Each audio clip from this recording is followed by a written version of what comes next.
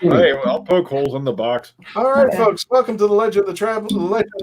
Never mind. This has been this kind of day on these audio recording here. But welcome to the Legend of the Traveling Tardis radio show. My name is Christian Basel. You know what? Let's start that over. My name is Katy Manning. How you doing there, folks? Thank you for joining us here at the Legend of the Traveling TARDIS. I'm going to quickly just go over the people that are on the screen. For those of you who are trying to join us on the live chat and the live stream, thank you so much. We're having to do something a little bit in a different sense. But let me introduce the team. We still have our current guests right now. First of all, let me introduce our good friend, Dr. Freedom himself, Brian Burress. How you doing there, Brian? Hanging in there somehow. Great. And I have the lovely director and co-host of The Legend of the Traveling TARDIS, artiste Melanie Dean. How are you doing there, Melanie? I'm here. This is fine. We're good. Now I want curry. There you go. Tim, please tell me that's an alcoholic beverage you just drank, because I'm going to need some right away there. And I'm hoping everybody can hear us now, and thank you with all these technical difficulties and everything. I appreciate it. Now, I want to introduce, for those of you who are looking at us on live feed or on the YouTube channel, on the bottom right-hand side of the screen, we did promise we were going to have Katy Manning, who's going to be our special panelist co-host today. How you doing there, Katy, on the FaceTime? I'm on a caffeine drip, and I just... Other than that, I'm doing really well. Yes, folks, what's happening is we have had so many technical difficulties, which is just usually we don't, and we feel so bad for it. So Tim has graciously called Katy on her phone and is FaceTiming live from his screen. So you get to have 4 little panels, and Tim and Katy are sharing the same little area. So. And if you don't know, the gentleman to the left of Katy, if you're looking out on the screen, watching in FaceTime, who was kind enough to put her on FaceTime on his phone, this is Mr. Tim Treloar. For those of you who are on The Big Finish, you know him as the Third Doctor. And Katy is going to do her best to kind of interview Mr. Treloar. This is going to be very exciting over here. And we're going to try our best for the audio recording for those of you listening on the on YouTube and all that. Well, what's that, Katy? I'm sorry. I'm just saying what's happening on my screen right now is it's like I've just flipped back to the 70s. It's all gone very, very kind of weird. I've got bars, I've got chairs. I'm really confused, but I'll do my best. Can I have some more of your having? Where are you, Tim? Where am I? I don't know. I don't know anymore. I'm here. I'm here. I'm pointing you at the screen at the moment. I want to see you as well, honestly. But I like just seeing you. Look, I like this. I like this with the devil on my shoulder. Look, can you see? The devil on my shoulder. Look at that. Stop it. I'm not going to do those terrible things you're telling me to do. Stop it. I'm not going to do that. No, what? I can't do that. Sorry. And for those of you who are listening on the audio, I don't know why, this is probably the funniest thing you'll ever see today on YouTube. So definitely want to catch this on YouTube. And we want just to make you aware, we are still doing live chat. So if you want to ask Tim anything, if you want to ask Katy anything, if you want to ask the Traveling TARDIS team anything, please go ahead to the live chats and do this right now. J.R. Hubbard, our man who plays the Fourth Doctor here out there, it says, good afternoon again, TARDIS fam. Take 2. LOL. Love you all. Thank you so much, JR, for joining us down there. And again, for those of you who are just joining us, thank you for sitting back and going through all the technical difficulties. Definitely thank Tim and Katy for joining us down there. You're taking Katy away now. He's got to favor her for the drink. I don't drink, but I'm thinking of taking it up. And don't want to hold a man between him and his curry. So, Tim, for those of us, those are our friends out there in the universe who have not heard of Big Finish or are not familiar with the Third Doctor, tell us a little bit about yourself and Big Finish and how everything started with this. Well, basically, what happened was I went to drama school with John Dorney, who writes and acts for Big Finish. And Katy, you know him, don't you? Oh, I've done a lot of his audios. He's done a lot of his audios, and we went at a party, and I told him I'd won this BBC award, an audio award. And he said, "Oh, you've got to come and work for Big Finish." when you can. And the first one I ever did was called Destination Nerva, where I played this a zombie Victorian lord, sort of imperialist, sort of like very posh chap, you know. And Tom Baker was the doctor who I was doing it with. And he was in the studio, and he said to Nick Briggs, who was directing, he said, he sounds like, I can't do the accent. You need John Coulshaw to come and do Tom Baker. But he said, he sounds like John. And it went from there, really. So they decided that, I mean, it's obviously a very brave decision and one that they thought quite a lot about recasting the Third Doctor. And they felt that maybe it was time to do it. And obviously with Katy's blessing, there she is. I did get the phone call to ask how I felt about it. And the fascinating thing was that for me, I said yes, of course. But it was so important to me on the first time we did it that we had that rapport, because that was the vital thing. Yes. And that we weren't just to be doing an imitation and an impersonation of John, which you are such a actor that you don't do that. You absolutely, I've watched you grow and grow and are completely under the skin. And, you know, it's such a wonderful thing to stand there. But the most important thing is the rapport that we had. That is what really kind of clicks it, makes it work. Yeah, we do have a great rapport, don't we? I will give you the money later for all the nice things you've just said, by the way.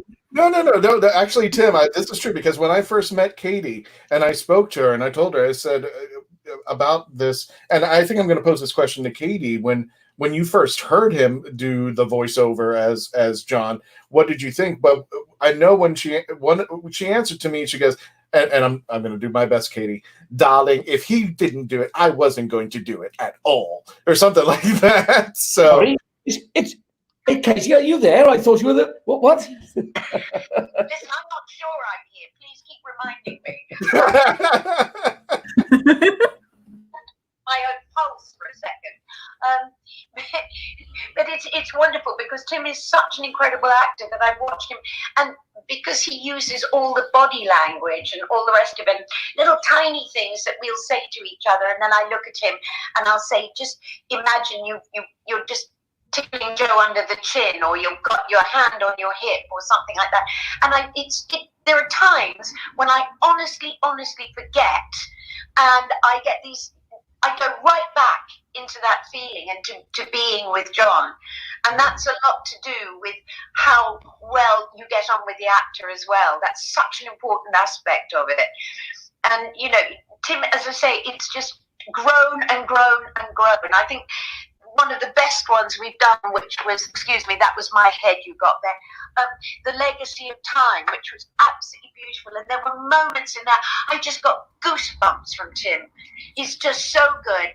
And I'll just quickly tell you this, and then I want to find out some more about Tim as an actor, which I think would be really interesting. I got locked in the loo. What? Go on. And I got locked in the loo, and I knew they were all having lunch, you see. So I didn't want to disturb them while they were having lunch, because just because I was locked in the loo didn't mean that they couldn't finish their sandwiches, you know. So I was in the loo for quite some considerable length of time before they even realised I wasn't there. And anyway, eventually I kind of got the phone call and made the phone call, and Tim came and broke me out of the toilet. And it was at that moment I looked at him and I said, "You are my doctor." And that was quickly followed. Can I just tell you the next toilet episode? That was quickly followed to the next recording in another studio, when Katy walked into the toilet and there was a mirror at the back of the toilet. And she just walked in and she went, "Oh, sorry, I didn't realise anyone was in here." I walked out. Yes. Now, I'd like to know, at what point in your life did you decide that you wanted to become an actor? Was there any background from your family, or was this something completely randomly that you knew you had to do? Well, it certainly wasn't background. My parents were teachers. I started doing, for some reason, I don't remember why, amateur dramatics when I was 14 at the local village hall, you know, doing the sort of old 1950s. Whereabouts in Wales was it? No, this was in Kent, because I moved to Kent from Wales when I was 14. Right. And about a year later, I joined this amateur dramatic group. I have no idea. I think we were chasing girls or something that were involved in it, or something like that. As you know, usually. That's why you join amateur dramatics. Well, that's why you become an actor, isn't it? Girls are not having to work for a living, surely, isn't it? So basically, and apparently this might be inappropriate for an international board, I think. I don't know. Nope. No. First of all, I never thought I'd live to see the day that one of our episodes would ever literally go into the toilet. But here we are right now. Go for it, Tim. I want to hear this. So basically, I was doing amateur dramatics, and then I got a normal job. I became a civil servant, and I worked in the law courts at the famous Old Bailey in London, which is the big, the one with all the big serious cases. And I was doing amateur dramatics at the time, and the girl I was going out with at the time was a student, and I just thought this student lifestyle is fantastic, isn't it? And at the time, I was getting some really good reviews from the local press for acting and stuff, and so I decided, well, what the hell, and I just chucked everything in, and I sold everything and tried to raise the money, and it was very expensive to go to these drama schools are very expensive to go to. The fees are astronomical, and I got any money behind me, so I just sold my car and my flat and went off. And just I was a bit older, and maybe that helped. And just I stroked the luck. Determination, you know, the difference between somebody who stays in as an amateur actor and goes into the profession is that total commitment that you took. You sold your car, you took that risk. Yeah. So that showed you had the passion and the desire and the determination to follow that. And what a fool. What absolute fool, Katy. I advised you otherwise, but however, now I'm working with you. Yeah. You are a wonderful actor. Oh, thank you, darling. To watch you work is an absolute joy and a pleasure. Oh, bless you. Weirdest thing, of course, I was always the youngest when playing Joe Grant. I stand in that studio now, and I'm the oldest playing the youngest, which is a little spooky. Yeah. But also, just recently, you've done something very exciting, which I'd like you to tell us about, because I've seen it. Oh, I know what you're talking about. You do? Oh, I do. You've seen it, really. I last year I worked very closely on the film Doolittle. I taught Robert Downey Jr. to speak in a Welsh accent. I'm from Wales originally. Oh, are you serious? Oh, wow. Yes. Say again. What's that lovely Welsh thing you say? Oh, how's Jackie? Oh, not good. She's been under the doctor. She's been under the doctor, isn't it? That's right, isn't it? Oh, tired I am. I went and so I was a lovely man, absolutely wonderful man. He's just such it makes me emotional talking about him, really, because he's such a lovely chap, Robert is. So I spent a lot of time with him last year doing that. Went through difficult times, you knew what a lovely man he was, because every single actor came out in support of him. Yeah. But I went to see the film Dr. Dolittle. Did you? What do you think of the accent? I was all by myself. Yeah. Somebody with me. I was going to, and it was so uncanny because he did it wonderfully. But I could hear you all the way through. Could you? In my ears, all I could hear was Ted, right? Ah. And just your delivery. All right, yeah. Obviously picked that up. Well, I played the whale in it as well. I was the whale. That's right. Yeah, so, and that was him. He got me that. He said, oh, no, we've got to have you in it. So, yeah, I was very lucky. It was a very wonderful, wonderful, wonderful period. It really was. And you do a lot of theatre as well, don't you? Yeah, I do a lot of theatre with the Royal Shakespeare Company, and I've been on Broadway a couple of times. And what did you do on Broadway?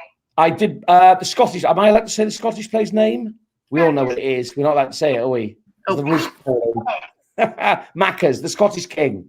So I did that with Patrick Stewart on Broadway and in the West End. That was a fantastic experience as well. I was living in New York for 4 months. And that's my favorite city in the world, I've got to say. So, yeah, and I've worked. Yes, your second. What's your first? London, is it? Oh, see, I've moved out of London now. I lived in New York. Yeah. You know, but I absolutely love it. But there's something about London which just fits it for me. Is it? What, the overpriced ice creams? Or? No, I have a freedom pass, which the company. It does help. No, wait a minute. What's a freedom pass? Just for people who are not familiar with that. No, it's for very elderly people, darling. It means that we've earned the right to travel absolutely free. Oh, okay. Okay, cool. You probably have that in the States, don't you? Some sort of.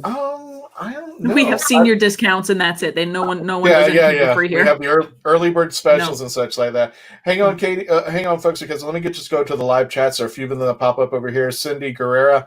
Hello, Cindy. She says, broke her out of the toilet. Greatest story ever.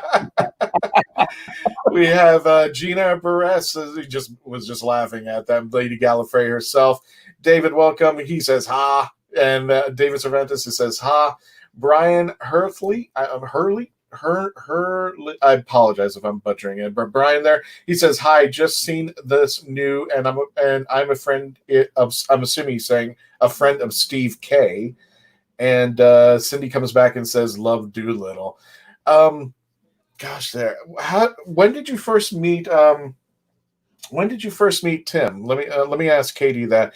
And if you can do me a favor, Tim, just have her a little bit closer to the microphone there so we can hear. But, you know, what was your first impression of Tim when you met him? With the mic. You know, within 3 seconds, I mean, Tim will tell you, I'm a very tactile, you know, I hug random strangers, you know, I'm that woman. And, you know, I was a little nervous because I so wanted this to work. Because I didn't want to do Joe Grant for a long time. It took them ages to get me to do, because I said, why would I do it without John? And then I played John for so many years, I kind of got to do it. But I was a little bit nervous, and but within seconds, I just knew how happy I was, how instantly I felt so comfortable with him. And we both have, which we're being very well behaved, actually, for all of you. We are being, because we are much naughtier than this. In fact, we are quite outrageous together, and John and I were too. And this is sort of the moment that I felt that, and then the moment that I stood in the studio, and I could see what an extraordinary actor he was. And as I say, he wasn't just there cleverly doing John Pertwee's voice. He was finding all the arteries that led to the heart of John's performance of the Doctor. Right. All of those things. So it was minutes, seconds. You know, it was instantaneous, in fact, that I felt so comfortable with him, and I adore every second of working with him. I don't like him a lot, but, you know. But now he's got the voice there too. Speaking of instantaneous, hang on 1 second, because we got to hit a commercial break. When we return, we're going to continue our conversation with third Doctor actor and specialty actor himself, Tim Treloar, with special guest panelist Katy Manning. When we return to Legend of the Traveling Tardis, please stay logged on, tuned in, and continue to become part of the legend. And Tim, if you can do me one small favor, whenever she's talking, just have her closer to the microphone, because we hear very crystal clear when she's talking. Okay, where's the microphone? Or wherever. When you put her up towards the screen, where's the microphone? Whenever you're putting up towards the screen, we can hear her very clearly. It's awesome. Talk, Katie. Katie? Does it? There? How's that? If I project a bit more, is that better? No, you're fine. As long as he's got you up against the screen like that, we can hear him great. Okay. We can hear you great. Because sometimes, obviously, the light takes it, and I'm trying to just angle it so the audience can see it. That's actually perfect right there. Yeah, well, I'm going to verbally and thing. Yeah, perfect. Thank you. Gotcha. Okay, back in whenever you're ready, Melanie. Okay. It's a bottle of beer, big way. So you're not doing that. Shit, I thought I was doing that behind your backs.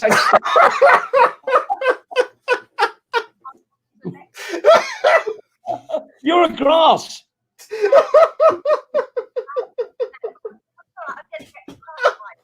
Yeah, okay. Melanie, back in when you're ready. Countdown. Okay, ready? And 5, 4, 3. Welcome back to the Legend of the Traveling Tardis radio show. Hello, chaps. I'm Katy Manning. You remember me from Doctor Who. Hi there, folks. My name is Christian Basel. I am the host of the Legend of the Traveling Tardis. If you're watching me on the YouTube or on the StreamYard, thank you so much for your patience while we were trying to work through some technical difficulties. To the left of me over here is Dr. Freedom himself, Brian Burress. Below me is definitely not below me. She is the most wonderful person you'll ever meet, Melanie Dean, co-host and director of the Travel. Well, just physically on the screen there. I mean, down. You know what I mean. Go away. And with us, our special guest, Tim Treloar, plays Third Doctor on The Big Finish, and special guest panelist, Katy Manning there. Katy, what else did you want to bring up from Tim? Something that we should know in public. I'm being really a nice Katy today. There's a lot of things I could bring up about Tim. We have less than an hour. Go for it. Now I'm going to say it right at the end, just before everything goes black. We're all off. No, Tim is honestly, he's one of these extraordinary people that he just is a joy to be with. He just fits in with everything, and he's funny. But what my favourite moment is, which is very, very naughty, is just to see a John moment. And he's well, every now and again it slips, doesn't it, lovely? It does, doesn't it? Right. And so what I do, is he says, was that all right? And I said, you absolutely, that was lovely. That was really grand. That was great. That was, I'll give you a big clutch later for that because it was fabulous. And of course, then that takes him, and he said, don't do that. Don't do that. But it's a wonderful thing to watch him working. He'll listen to a little bit of John, and then bang, he's straight back into it. And I noticed too, Tim, that the more the script goes on, the less you really kind of get so into the flow of John. It's quite extraordinary watching you. It really is. Oh, thank you. It's just great. It's great fun. I mean, the scripts are always great, and and I've got to say, I know that just to be part of the love in here. Honestly, without Katy, I've got to say, I wouldn't be able to do this in the way that I do, because she is always there. She is always there. She's always giving advice. She's always nurturing and supportive. And it's you couldn't want someone. You couldn't want anyone better than Katy on. But that's what we do, isn't it? Yeah. I mean, Well, some people don't do that. Some people don't do that. You go above and beyond, and you do it for the fans as well. And the fans know the way you are with them, and I think it's really important that it's acknowledged, and how much you mean to the fans. Because without them, let's be honest, those fans are extraordinary people. As you now, when you were actually a convention virgin, and when you did your first convention, and you saw these absolutely wonderful, lovely people who all have their stories to tell. And the fans, we have to look, we're not just talking the people we see at conventions. We're looking at Russell T. Davis. We're looking at, Mark Davies. Those are fans. Yeah. It's a program that has inspired so many people.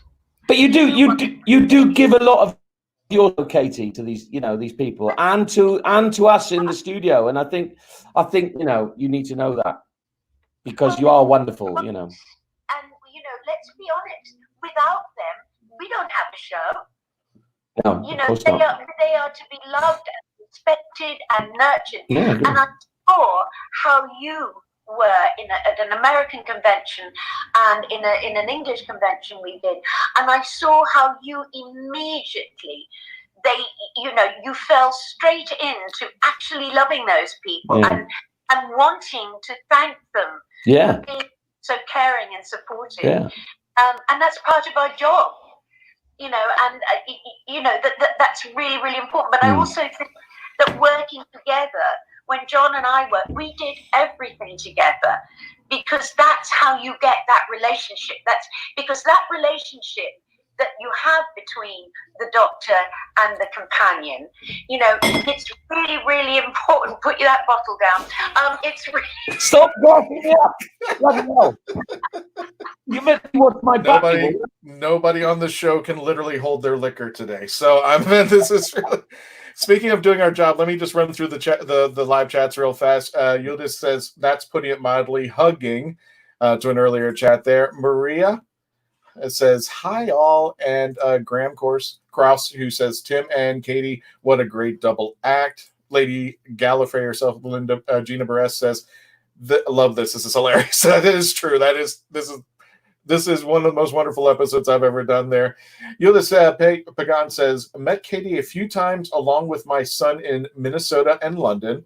While we saw her in London, it was at the 50th anniversary convention. She got in trouble with handlers because she climbed up on a table behind us to hug us, kiss my son, who was 11 at the time and graduating from high school. Who was 11 at the time, and graduating from high school tomorrow, and pose for a selfie. It was quite fun. Love her so much. So you made some big impressions, speaking of conventions out there. I have no shame. There's pictures of me crawling all over the floor.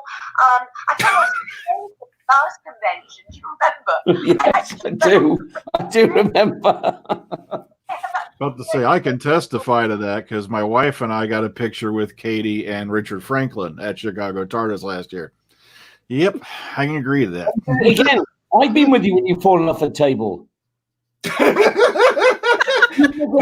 No, Tim, even better, because she just put it on her Twitter just recently. She had Simon Fisher Becker's electric wheelchair, and it is on her Twitter site if you want to catch it. My goodness, I literally screamed as she made impact. Well, she was doing a kindness of putting the wheelie chair away for him, but it just spun out of control, and she took out some sweatshirts. I remember Katy telling us the last time she was on the program about this, and then seeing the video, it was like, oh my God, she wasn't kidding around. That poor wreck. Oh, man. Oh yeah, you can park my.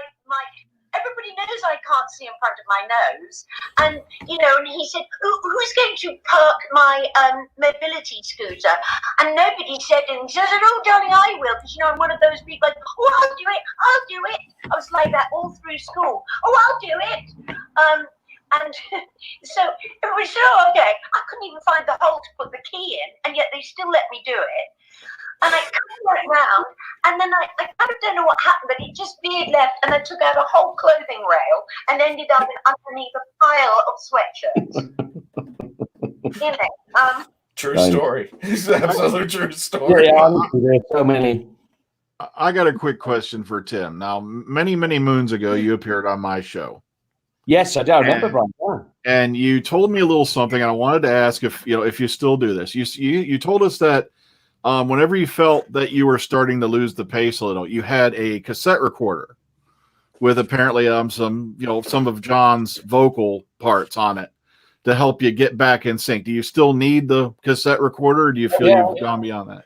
No. Every time, his voice is so specific and unique, and like Katy said, it's not a matter of you can't do an impression, because if you do an impression, you will lose some of the acting. So it's the sort of the essence of him that is important as an actor to try and convey, and that includes like what Katy was saying about physical mannerisms, like the chin and the hands on the hips, but also if you're recording for hours on end and you're stopping and you're chatting as yourself, you need just to go back into the character. So on my iPhone, I've got clips of a couple of episodes of John speaking. I think it's which one is it? I can't remember. The Mutants. The Mutants. Yes. Which was shot in Chiselhurst Caves. There you go. Where they are. I went there fairly recently, actually. Tim, and that's what you do so well. When I'm only going to say when I played John himself, I wasn't doing John, but I was finding John's essence. That essence. Yeah. And that's the most important thing. There are people out there who do incredible impersonations. Yeah. But that's a very one-level thing. And as a voiceover actor, and this is what's so wonderful, you cannot do any character without the physicality, because you can't even do a dialect unless you your body language. That's right. That's true. That's absolutely true. And you've helped with that, because every time I'm in the studio, in between in breaks, you will say, "Oh, another thing John did was this," or "I'll tell you a little story that he did," and that all helps. It's all information as an actor to play a character. So it's the same as playing a real life character in a film or in a play. You're able to just find as much about this person. So I'm finding as much about John and his doctor as possible in order to play him, as opposed to doing an impression, because I'm not an impressionist. So exactly, and that's why, because you're such an extraordinary actor, that you do this so beautifully. And I think that was one of I know I have such confidence in Big Finish, in Nick, in David Richardson, and so on. However, I did have that fear that you were just going to come in and do a very good John Pertwee voice. Sure. And that was the one thing that that was my only real fear when they said, "How would you feel?" Yeah. And I had great trust and confidence, as we do in Big Finish, because they are quite extraordinary in everything that they do. Yeah. But within seconds, I could see that wasn't how you were going to approach it. No. And you can hear it. You can actually hear that essence of John, and those little tiny things that you do that we talk about, they add that extra level, and also the relationship, they adds to the relationship. Yeah. Well, the relationship is so important, isn't it, between Joe Grant and the third Doctor? It's just crucial.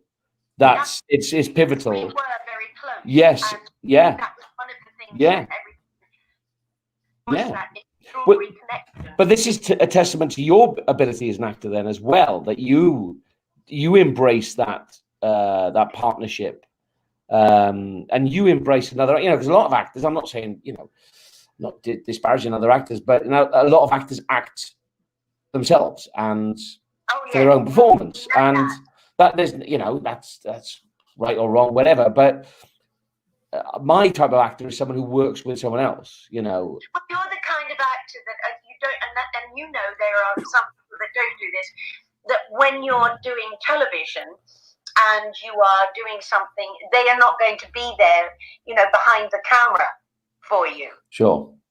And they'll just walk away because they've done their bit. Yeah. Luckily, with theatre, John and I would always be there for each other, and the same way as I'm not going to leave the studio if I'm going to do a long scene with them, I'm still going to be there. Sure. Yeah. That's important. I mean, luckily, most theatre actors are like that, aren't they? I mean, my experience in theatre is people are like that. That's just the culture. Yes. Speaking of the culture, I don't mean to cut you off shortly. We have to hit a hard break. But when we return, we're going to be back with Tim Treloar, who plays the third Doctor in the Big Finish, in the Big Finish audios, with the lovely Katy Manning on the FaceTime. If you're not watching this, you are missing so much. When we return, please stay logged on, tuned in, and continue to become part of the legend. And we're going to get to your chats as well. All I can say to you, Tim, is poppadoms. Oh, poppadoms. Oh, gosh, yeah. I'll tell you what, they're going to be there. We've got... Hang on to that thought. Let Melanie do the countdown, and you can say whatever you want. I've got chicken tikka masala, coconut rice, sagaloo, and probably taka dal. I think it's taka dal. So, yeah, we've delayed it a little bit, so it's all right. Yeah, so no, it's absolutely fine. Yeah, no, I can't wait. I haven't had a curry for ages. I can't wait. Because it's been closed, hasn't it? Actually, I haven't been eating meals. What? I don't. What have you been eating? She's just stopped eating. She's like, I'm done. I'm wasting away to nothing, darling. She's grazing in the grass outside. I've seen her. I watch her on Twitter. It's really quite easy for me. Okay, Christian, ready? Yes. And, let's do a countdown. Ready? And 3, 2.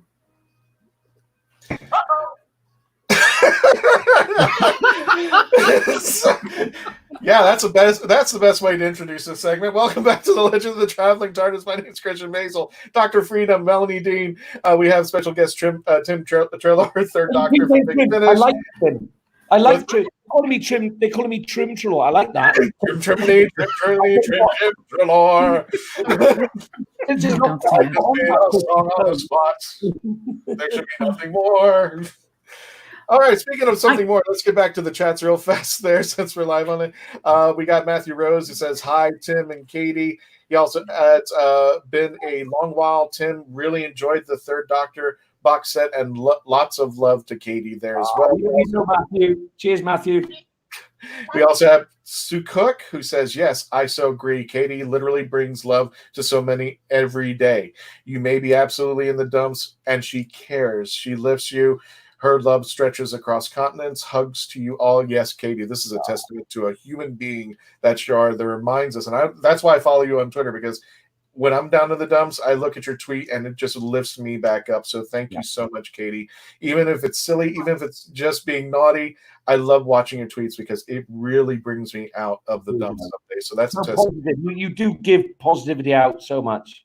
It's incredible. No, I just find funny things like my granddaughter has got a little figurine that she just calls Grandma, and it was reduced to sitting in a toilet roll the other day, and then she decided that Grandma's dress was too short, so she's wrapped me in toilet roll. I wrapped my face. There you go. And then she had this, she was with it, and my daughter said, you know, who have you got this? She said, oh, Grandma. And she said, well, what's Grandma doing? She said, she's taking her pet out. And so Georgie said, well, what's a pet? She said, it's a chicken. It's so surreal and funny, you know. I can't remember any of the tweets, but I mean, if please follow Katy on Twitter, because you'll just be simply amused because Katy will just tweet out something that goes, this bug has wings. I didn't know this bug has wings. Nobody told me this bug has wings. You know, just something of that nature there. I hate to admit it, but one of my guilty pleasures is when, you know, if I feel bad for admitting it on the air, but when she takes the wrong train. Oh, no. I feel kind of bad, but I have to laugh at the same time. Tim.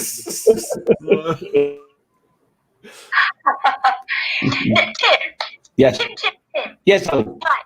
Next thing I want to ask you, out of interest, you know, I mean, obviously you've done a lot of voice, and you've been very successful as the Third Doctor.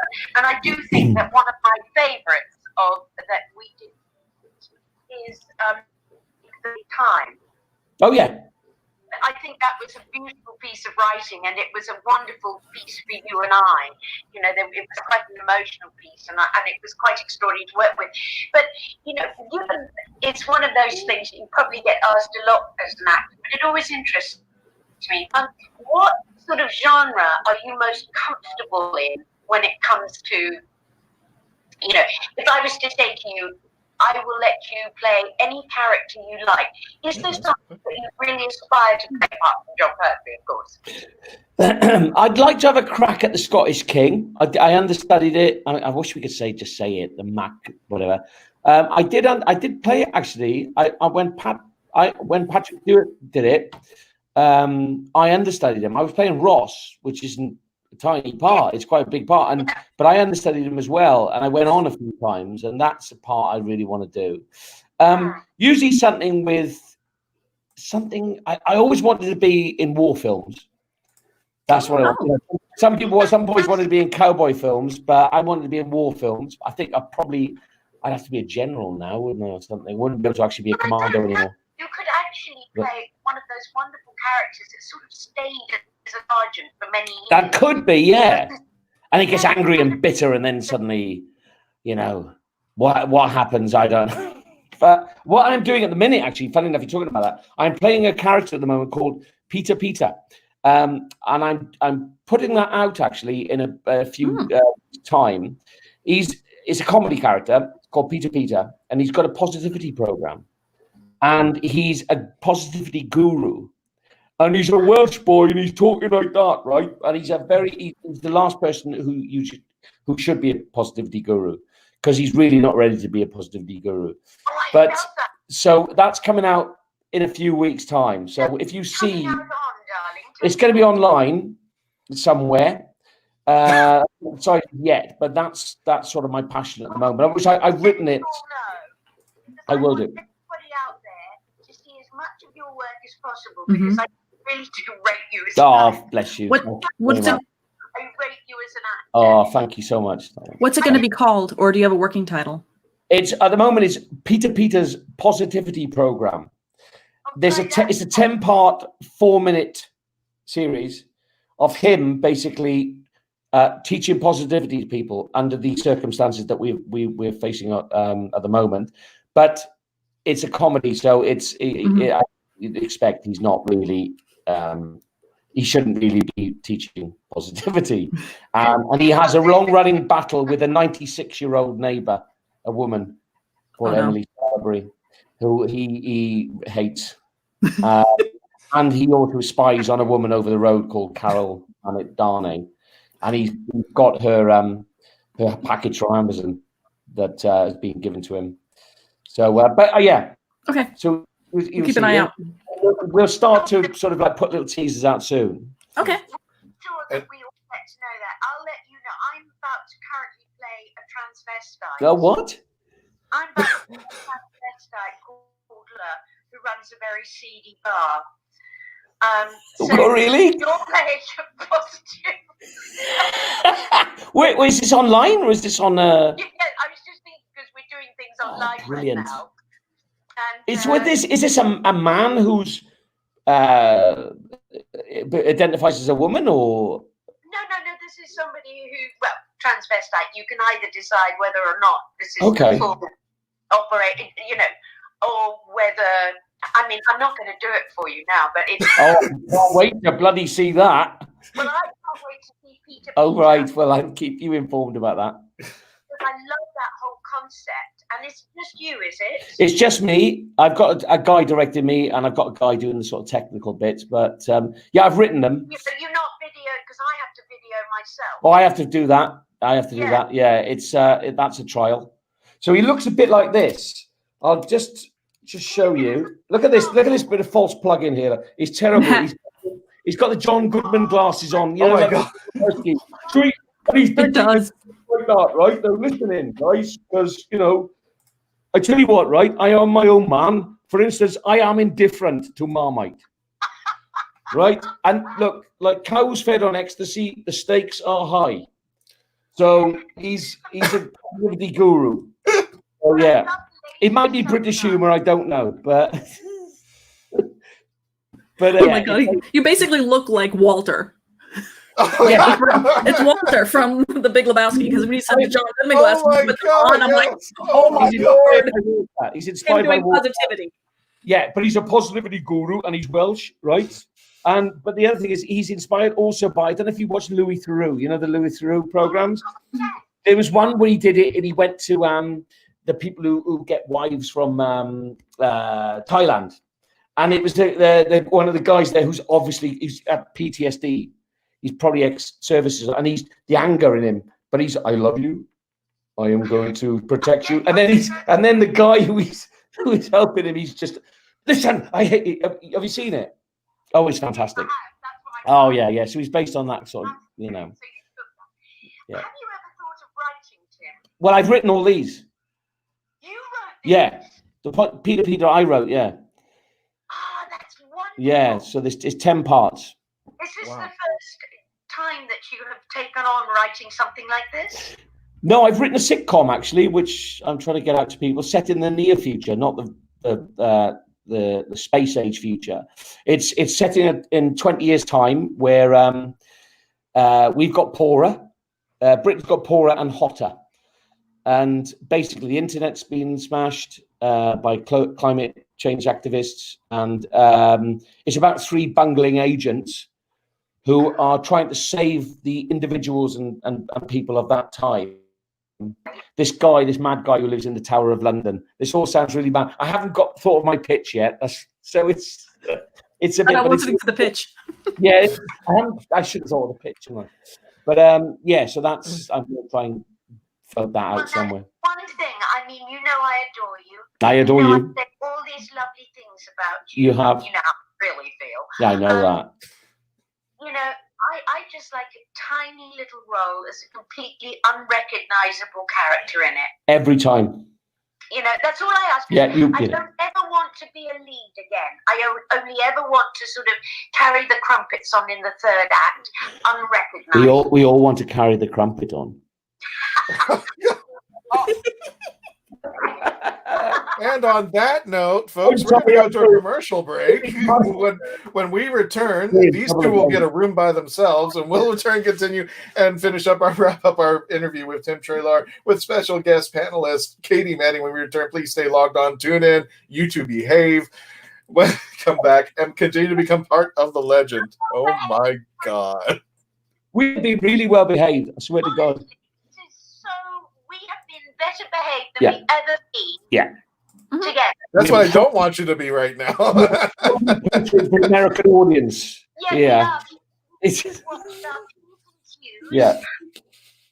We thought a little bit about what we said, and we haven't sworn, and we haven't said anything very, very, very naughty. No, not yet. Not yet. We have one more segment, though. Final stretch to, Right, ready, and 5, 4, 3.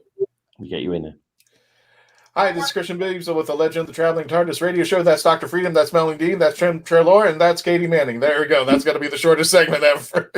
And just want to quickly run through the chats there, Katy, before you got the next question there, and I have something to say as well there. Matthew Rose continues, I got to say, not spoiling the latest box set, but the opening of the Dalek episode had me in stitches. John Colshar in Stunning as the Brigadier. It was just a woe to hear him bring him to life there. He also continues, Katy, get a cup of tea.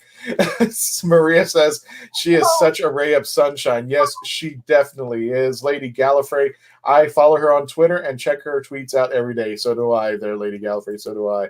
Matthew continues, to plug it again for those who have seen Katy. What? What? He shattered it on Twitter. Oh my God. I think he meant stated it on Twitter. Yeah. I like that. One letter could do to a whole phrase. Stated it on Twitter. Thanks, Matthew. Please go to bigfinish.com and get not a well woman. Yeah, definitely, Katy. We got to, when you come back on this show, we got to talk about that because I saw the ad for that. I'm definitely going to get it. It is absolutely a gem to hear. Matthew continues, Katy's not a well woman is just fantastic. A massive highlight from Big Finish. Sue Cook heard you too last before we went to commercial break, said, oh my God. And Joe Mesa, thank you for joining us. What celebrity you like to meet at Tampa Bay Comic-Con? Oh, I guess that's for us. Joe, we're going to hold that. Yeah, what's that? Whoever's there. Who's ever there, at this point. There's no Doctor Who representation, but there's no Doctor Who representation to us. So we'll be there. But I'll answer that question. I'll probably post it on Facebook out there. Yude says, we'll look that up, Matthew. Okay. And she's talking to Matthew. Christian, I love catching your shows live. You guys are hilarious. Thank you so much. Thank you so much for joining us. You guys mean a lot. I meant Matthew corrects himself and went to the word that you usually use. Yeah, the funniest part is I know Matt, he's probably blushing head to toe right now. Thank you, Matthew, for making, we were trying to hold Tim and Katy accountable, but now you put out something. I guess we can. We'd love that, please. We'd like the original one. We'd like the original one better. No. Please also, I just want to make a quick reference. Today we dropped out the episode for the audios for Richard Ashton. You got to check him out. He played the Ice Warrior in the Ice Warrior series, so definitely check out his episode. It just dropped out on the Traveling Tardis today. This is just a picture of Tim because I thought it was cool and hot. Is that a cigarette? It was you burly man, you. It was in the middle of the take. I was like, oh God, I need a fang. I mean, I've given up about 3.5 years ago now. So, just in case, let me throw out to our social media platforms. Check us out on HWWS Media on YouTube channel. You can subscribe here. You can also now watch us live, just like you're watching Katy and Tim. You can also go on Spreaker, CBSRadio.com, Podbean, also the NSC Live TV.com, as well as our we're part of the iHeartRadio family of podcasts, Apple Podcasts, and definitely our biggest sponsor, KryptonRadio.com, which we always premiere every Saturday. Now, Tim, I don't know if I managed to say this because we talked earlier and then we had our technical issues, but Katy, I fell in love with this man with this CD right here, which everybody is watching. The Rise of the New Humans and the Tyrants of Logic, which also features Nick Briggs and Rufus Hound, who plays a Time Lord in this episode as well. And you were talking about how dynamic his voice is. I literally could hear John, see him when I was listening to this episode, and you two were just bouncing off each other pretty well. Melanie, that's cool. That was the first time I heard Tim play the Third Doctor, and this is a testament from me to you, Tim. I could see everything. I could see John. You really emulated, and the both of you, I could see what was going on in the relationship. You could tell you two hit it off very well. Bless you. See, as I say, how Tim follows the arteries to find the heart of John's performance as the Doctor. And, to a certain extent, John brought a certain amount of himself into it. But also you have to remember John actually was creating a character as well. So Tim has to find both levels. He has to find what's John and John's performance of the Doctor, if that makes any sense to you. There's, layer upon layer. But I was just going to ask Tim, because I always think this is interesting. Do you have an actor that really inspires you? I've always been a fan of Richard Burton, as well, partly because, the amount he could consume in every sense. But I'm joking, obviously. But sorry, I couldn't resist. I always sort of like that proper, that sort of unreconstructed male sort of character, sort of rough, not too rough, but just a man's man type thing. I guess I'm a bit old-fashioned like that. The weekend with him. Did you? Shooting the wild geese. Oh, one of my favorites. Great film. I love that film. Well, we crossed the border. We were doing a play in Zimbabwe. Wow. And we were welcomed because there was Jimmy Edwards, me, and we crossed the border, and they put on we were in the middle of the jungle, and there was Richard Harris, Roger Moore, Hardy Kruger. Roger Moore, who poured a bucket of freezing cold water over my head. But they had to keep Richard Harris and Burton apart, didn't they? They had to keep them in different villages to stop them just going crazy and just like, say again? They had to booze because they couldn't do all the running around and drinking in the heat. I know. But on the very last, but they all came together for a big dinner for us all to celebrate the mad actors that had crossed the border for the weekend. Yeah. Oh, wow. That's fantastic. And he was everything you want. Isn't it lovely when you meet an actor? Yeah. Yeah, I absolutely do.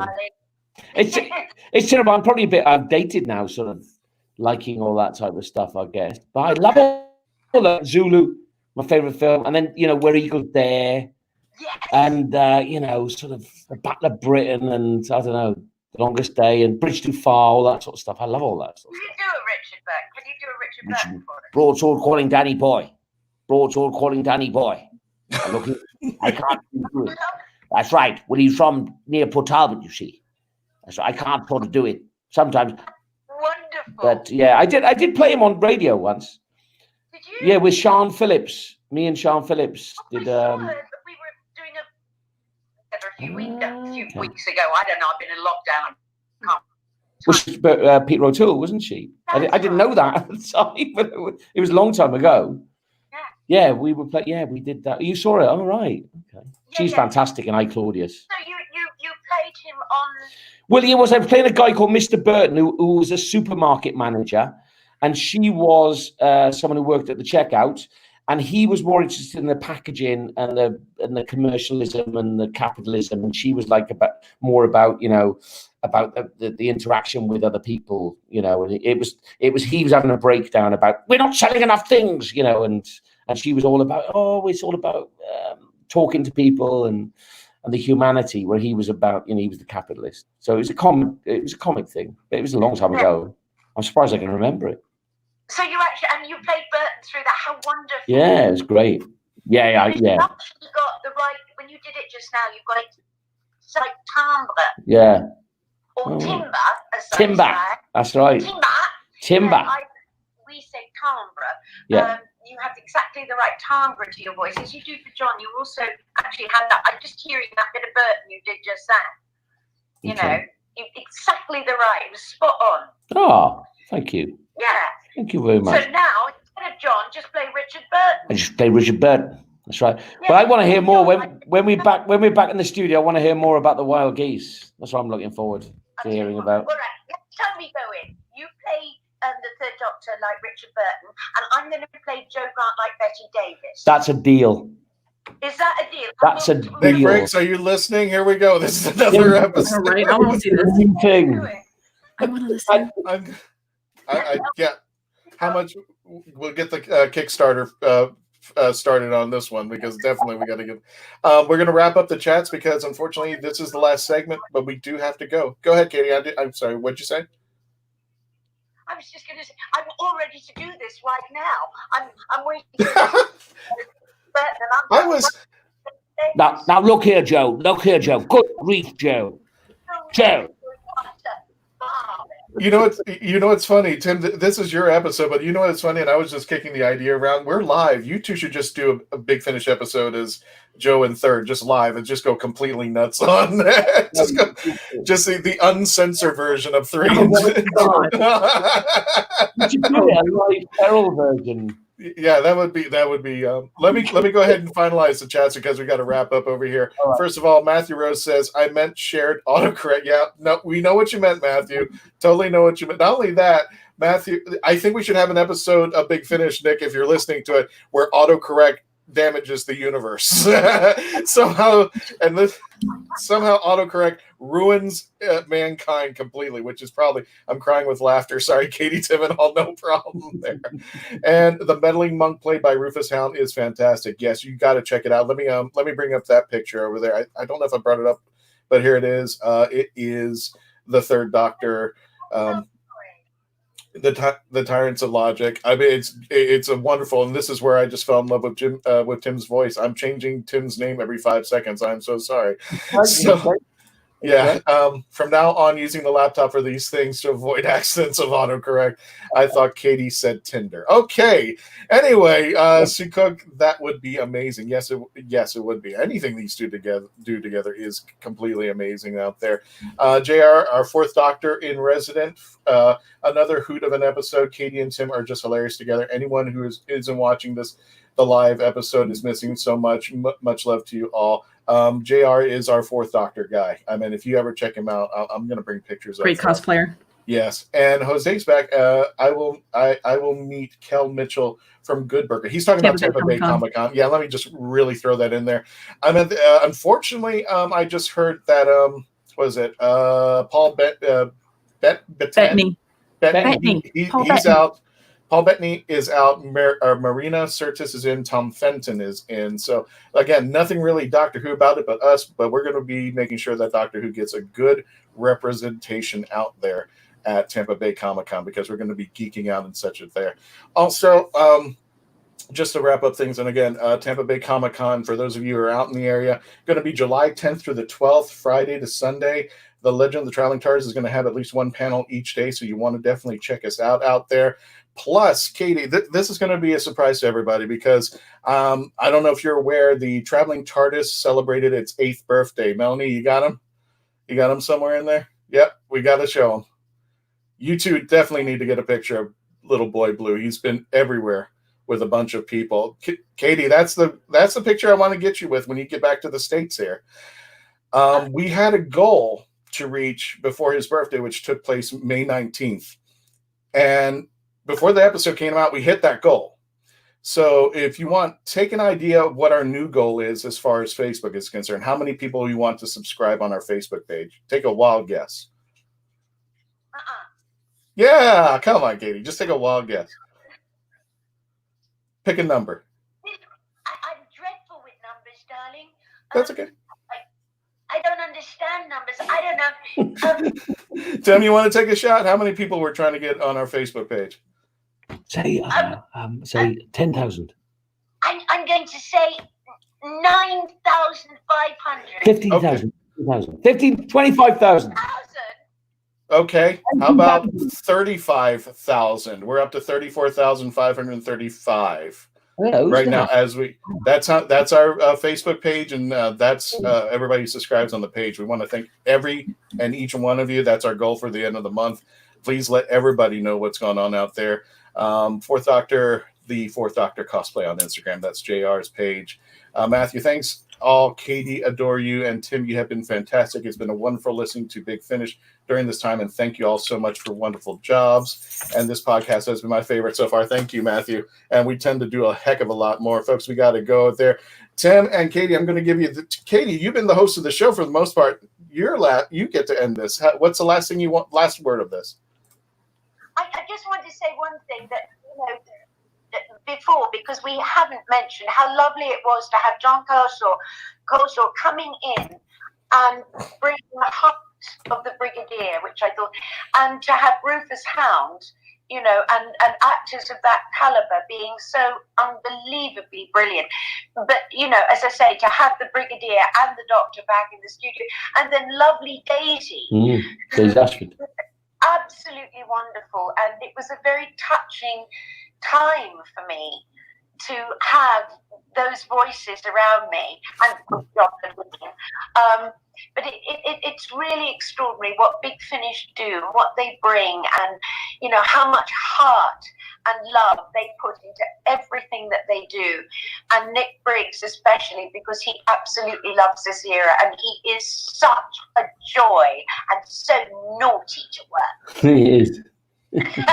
I just needed to say that because Tim and I have a great time, but we are surrounded by fabulous actors, and of course working with Toby, in the studio.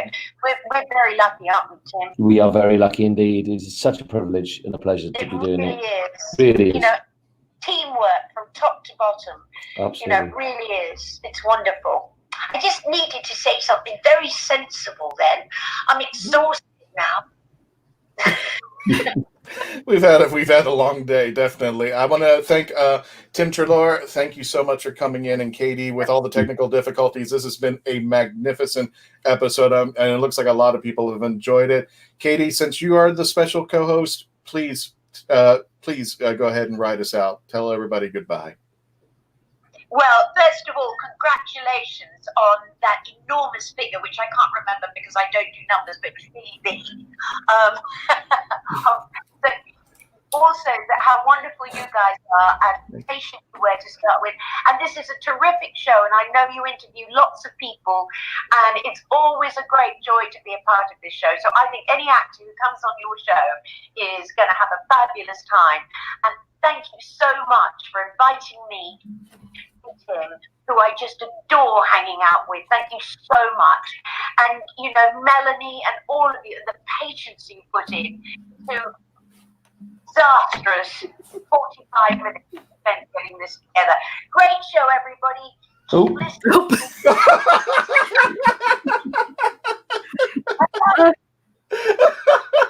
Of course it's going to be. Good night, everybody. Good night. Thank you very much for my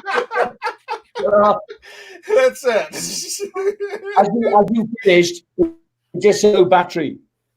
Low battery. Tim, go eat your curry. Thank you, everybody, for joining us. Thank you very much. Time. Have a great day. Bye-bye. Okay. Oh, my goodness. Right when she was like done, it just goes. Oh my god! Battery. Like, I just listened to Volume 6. Oh god! Yeah, and it was phenomenal. It really was. I'm trying to get this one. Let me It was Poison of the Daleks and Operation Hellfire. Oh, okay.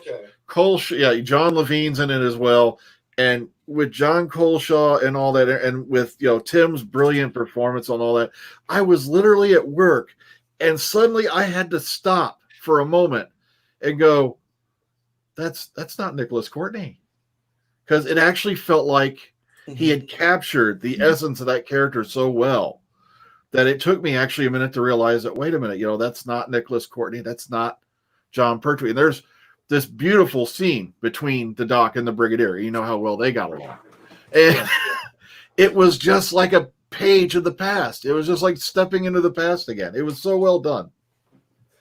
And just I would love to do with the show again is for us to kind of, as now we're just kind of, with COVID being what it is, we've been able to, Christian, honestly, round of applause for him, because he's been able to like lock up one interview after the other, because there's a lot of actors out there that are just, willing to jump on. Mm-hmm. But once we kind of get back to our new normal, I think one of the things that I know as a show we'll start doing again is doing a lot more Big Finish reviews. If not at least for some of the third Doctors, but especially when, a lot of people are ready to hear the new adventure of the 4th Doctor and the 10th Doctor. So we'll definitely be starting to do Big Finish again. But right now, there's a lot of actors that are Doctor Who that are willing to come on. And bless Christian, you are kicking ass getting a lot of great interviews in here. I think, and this is probably an industry thing that I was talking about behind the scenes there. During the lockdown, it's a little bit easier to get these folks, because I'm not trying to down the situation, but they're not doing much of anything these days. Mm-hmm. So, and they want to get their names out, and they want to get, Ulysses, thank you so much. So, we had a great time. I wish it, first of all, I want to apologize to everybody. I want to thank everybody who's still on here, who's been watching the whole time. We've been just having some technical issues, and we wanted Katy to be on, because we thought this was going to be an awesome episode if not only Tim was being interviewed, but if Katy was doing the interview. Because I don't know if you saw the previous one, Katy was being interviewed and Simon Fisher-Becker was on the panel.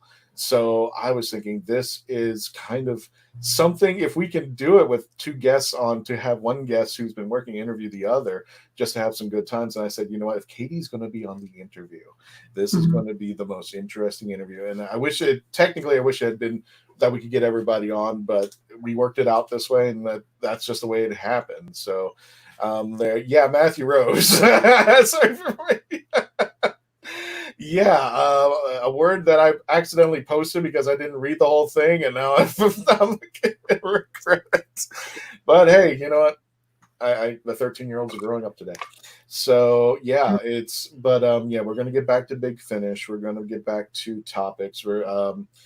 I've been talking to some things. One of the things we wanted to discuss as a topic is convention post-COVID-19. Nisha's going to head that off, because there have been a lot of changes at the conventions. I'm trying to interview and bring in. I was trying to, and I'm still in the middle of trying to get Tampa Bay Comic-Con to come on the show, because I want to have them. I know a lot of people are having misgivings. They're having doubts. I'm seeing all sorts of, you read everybody in the spectrum. Some people are going like, "Hi, you're dumb. Why are you going back? You're going to get COVID." To people going, "Hey, we have to. When's the good date to get back to reality? When is that date? Is it August? Is it September? What's your facts? What is it based upon? Why do we have to wait so long? Or can we just do this now?" And I think Melanie and I are going to be at TVCC, so I think it's got to be baby steps. But we are going to be following every procedure that Tampa Bay gives us. And we will be taking it even a step further. I know you're having a booth over there, but even the Tardis, I literally got 2 big things of wipes for the Tardis alone, just for that piece of metal. And that's it. But we're going to take everybody seriously, and we're going to try to make sure that everybody is taken care of. Not only us, but our audiences as they walk in and geek out with us. What's our deal? Do we have to wear masks? So we're really taking this seriously, because I think it's time that we have to go in and try to get back to the reality that we are. I think it's been far too long. That's my opinion. And anybody can contradict it. That's fine. Everybody has their own opinions. That's fine. But you're going too. So it's just like, I'm might be going. I have a table, but I'm still on a might. Okay. No, Florida keeps having its numbers decide to spike back up. I'm not going. Yeah. I don't want selling a painting and me getting a lung infection. No, thank you. No. It's everybody's call. At least it's a decision you can make, and if you decide to go, okay, we're going to be as safe as humanly possible. We're going to take every precaution to make sure everybody's safe if we're going to do it. Just like if you were going to walk into a restaurant, something of that nature. Like I've been telling people and all that, it's like, you may feel a little uncomfortable wearing a mask and all that, but when I do it, I know it's making somebody else feel a little better, a little more safer and all that. So that's the main reason I do it. Plus, I had to get used to it because that's the way we're handling it at work right now. We have to, the second we walk in the building, the second we walk out, we're handed masks. We have to wear them and all that. And I'm just saying, look, if do it for someone else's sake and all that. If not for yourself, make somebody else feel a little better. But do everything you can to stay safe out there. Right. Even if you have to bring yourself a little thing of sanitizer in your pocket and all that every now and then, just hit yourself with a little bit of it on the hands. It just takes that little bit of precaution. Because believe it or not, people, this disease is killing people out there. It really is. It's just, it's a reality we have to deal with. No, and I will never be a person that says, this is just, no, I'm going to go to Tampa Bay. I'm going to be wearing a mask. I'm going to have sanitizers up the hoo-ah. And if anybody's working our booth or anything like that, anybody who touches the Tardis, that Tardis will be wiped down every time. Anytime somebody shakes my hand or something, I don't even know if that's going to be a thing. But anytime I make physical contact, I will be following the rules of washing my hands, sanitizing my hands, making sure, I will step in the procedures, but I will go if they let us, if they're still on. So I will be willing to go, but I'm going to take every precaution to make sure. I believe I just saw LeakyCon just officially postponed. Okay. The big Doctor Who convention in Orlando. Let me double check. Let's see. Yep, LeakyCon postponed its event until next year. They did that yesterday. I thought LeakyCon was Harry Potter. Yes. Okay. Yeah, it's, what did I say? Doctor Who. Doctor Who. I'm sorry. It is Harry Potter. I'm sorry. It's Harry Potter. I was like, wait a minute. In Orlando, it has been postponed until next year. No, that's fine. I was going like, there's a Doctor Who convention, and yeah, I'm sorry. No, it's okay. I was like, I need to get on top of them and go on there. I believe at last check, I think our own Mackenzie Floor and Sarah from Sarah So Geeky, I believe they were both scheduled to be at LeakyCon. I think, because I remember them talking about it. So that it's postponed next year. So I wanted to make sure I bring that up. Since the Harry Potter fandom has a tendency of kind of cross-pollinating with our Doctor Who. Oh yeah, that's people. For the Anglophiles. How many talents have cross-pollinated? Oh God, right? It's how many people have been in Game of Thrones, and how many people have been in Doctor Who, and how many people have been in Harry Potter, and let's start the huge slot machine. Just the running joke was, if you've been in one, you have a job security for the entire year. Or at least job security for the decade, because you'll end up in Harry Potter, and then you'll end up in Doctor Who, and then you'll end up in Game of Thrones, or wherever the track lays. So you'll start at Game of Thrones, end up in Harry Potter, and then Doctor Who, or something like that. I guess Sean Bean's the only one who doesn't want to follow that pattern. I want him on Doctor Who, so that's just me. And he better not die. I'll be pissed. So, what? Oh, there's still people here. Guys, thank you so much for joining. I'm glad you had a great time. That is. How many people are still watching this? We're not going to do the same thing as I did last time. 8. No, I'm going to end the broadcast. I got stuff to do. I got stuff to do. But people love to hang around out here, and this is kind of like post panel. After party. Did you guys have a great time out there? I mean, YouTube, but anybody wants to do the live chat? Did you guys have a great time? I mean, I was at one point going like, Katy, I wish the technical thing happened, because I knew Katy was going to run the show. I was like, as soon as those two hit it off, I was like, you know what? I'll just sit here. That was just fun. That was just a roller coaster. Oh, absolutely. I think that's something. I will say this. I'm not going to spoil it, but I will say I'm working on 2 other people that are very close to each other. JR is still watching. JR's always watching. I kind of love the man. Can't get rid of me that easily. Yeah, there's that end podcast button I just got to bother to hit. But please bring Bailey if you come to TBCC. Yes. Or and the traveling Tardis as well? No. No. Mine now. And once again, if you are feeling down about, things that are going on right now, I can't recommend this enough. Follow Katy on Twitter. Yes. She is literally a breath of fresh air, a ray of sunshine. I'm not kidding. There's just days when I go to work and I feel like total, blah, and then I'll go to break and I'll sit there and I'll start reading Katy's tweets and I immediately feel better. She's just, her energy is just so contagious. Mm-hmm. Well, I hate, for lack of a better word, she's just such a, breath of fresh air in this, whole dark time we're in. It's thanks, Grant. It's I gotta scoot now. It's my turn to go. Okay. Bye. Yeah. Also, I think I have to run. Thank Sorry. you. Bye, everybody. Bye.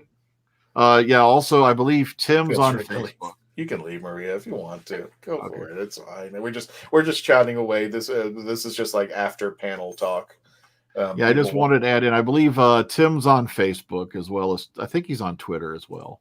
Yeah, he hasn't accepted my friend request. He'll get around to it. We've been chatting on the PM and just like, are you going to accept my friend? He's not on it as often, like I said, as Katy is, but he'll eventually get around to it. Eventually, Matthew, we'll think about it. Yeah. I think Tim and Katy were already drinking. You could see that they were already. Oh, yeah. Well, that was kind of obvious. Yeah. Oh, yeah. They're going like, we want to censor ourselves. We don't. And like, no. I want to record this for another half hour, and I want to see the uncensored version because that's what everybody wants to see at this moment. We'll have the Doctor Who audio part, and then we'll have the 3 hours of Katy and Tim talking about whatever the heck they want to. So yeah, that's cool there. We're gonna be guys. We do this for you all the time. I just happen to be very lucky about these folks being very, very kind and very, very supportive of the show. And you've heard Katy; she's been on here for twice, and I will say that I've talked with her. I don't want to give myself too much of an ego boost, but I interviewed Katy once. And she came onto the show, and I said, you can promote anything you want if you like anything. She goes, darling, I'm not on the show to promote anything. I'm here because you asked me to. And I'm like, oh. I sunk. I literally like, you just want to come on?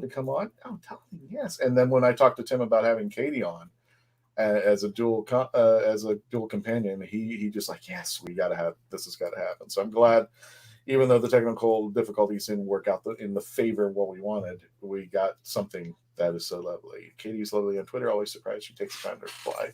Yeah, she will. That's the funny part. She will reply to you if she gets a chance. And this woman is myopic, and she still does it. She reads her tweets and does it. So she's putting an extra effort into that. That's hard. That's love. Yep, the adventures of myopic Manning, as she calls it. Yeah, yeah. That's why I was surprised when Melanie gave me the stink eye. She's going like, "Why'd you call her that?" She's always calling herself that. This is not a shock. This is nothing new. It's like, heck, even she told us last time. I remember that time I almost took the wrong children home from school. Yeah, exactly. It's just like not only does she mention that she is this. She will go into detail why she is this, and just kind of like, well, that's Katy, and what makes up Katy, no matter what what challenges anybody has, she works through them. She's an amazing woman, and I love having her back on. I definitely want her back on hosting the show. I don't even need to be here, guy. Katy, you're the host. Bye. I was so glad I got to meet her at Chicago Tardis this last year. And like I said, she is just as beautiful and energetic and all that in person. Yeah. Well, guys, we're going to end the broadcast, but thank you for sticking with us. And thank you for always being part. Please check out this guy on his YouTube channel, Dr. Freedom. Definitely subscribe. He's got some great music. Yeah, there you go. Yeah, let's plug. Let's plug the plugs. But I gotta definitely get going, guys. If you want to continue the conversation, always PM me. I'll reach out to you as best I can. But please, thank you so much for being a part of this. This is why I love doing this. I mean, episodes like this, talking to people who made a big difference about the show that I grew up with, and just geeking out. This is why I do this. And if you guys like it, we'll keep going. And let your friends know to subscribe to both of our channels on Facebook. Brian's on his Facebook page, his YouTube channel. Mine's on the Facebook and anywhere we get the social media platform, iHeart. We love you guys, and we will talk later. Bye-bye.